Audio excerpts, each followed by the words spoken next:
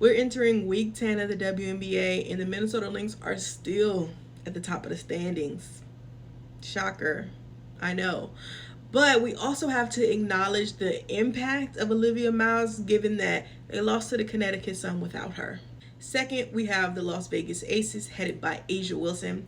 Statistically, A'ja Wilson is having a MVP caliber season. She's leading in points per game, blocks, and a host of advanced stats.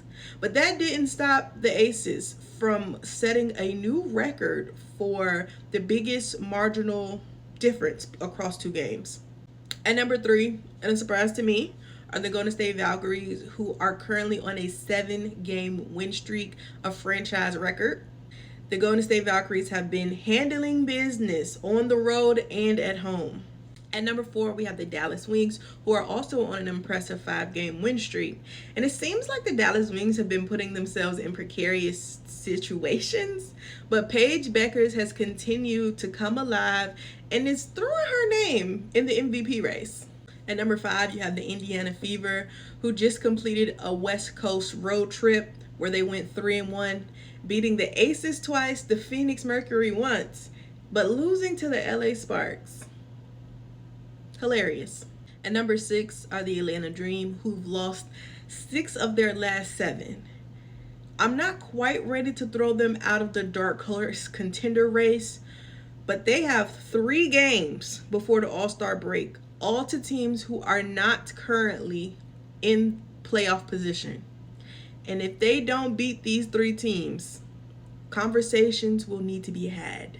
At number 7 are the New York Liberty, who are on an embarrassing 3-game losing streak. And it almost starts to feel like if they're not playing the Aces, then the Liberty don't really care. And for a team that everyone thought should be the favorites to win the WNBA championship, they need to find it fast. At number 8, we have the Young Hoes out of Washington. And honestly, guys, this is actually their best case scenario. They're having fun, they're learning every game, and making the playoffs is a plus. At number 9, we have the Los Angeles Sparks, who just fired their general manager. Suspect does have a lot going on, but they are on a 2-game winning streak.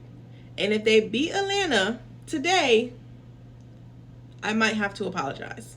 At number 10, we have the Portland Fire, who can't seem to beat the Chicago Sky, but if they keep winning, they might end up in the playoffs anyway.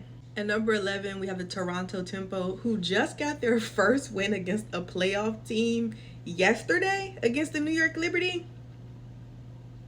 I don't really know what that says about them, but that is hilarious. At 12, we have the Phoenix Mercury. I still can't believe that an Alyssa Thomas-led team is this low in the standings. And frankly, it might be time to blow it up. Okay, maybe that's being dramatic, but I don't know how they're going to fix this. At 13, we have the Chicago Sky, who I promise you are so much better than what their record shows, but they cannot close a game to save their life. Rickea Jackson has never been missed more. And at the very bottom, we have the Seattle Storm and the Connecticut Sun. The likelihood of either team making the playoffs is extremely low. But I would not bet against them because they will catch you slipping if you're having a bad day.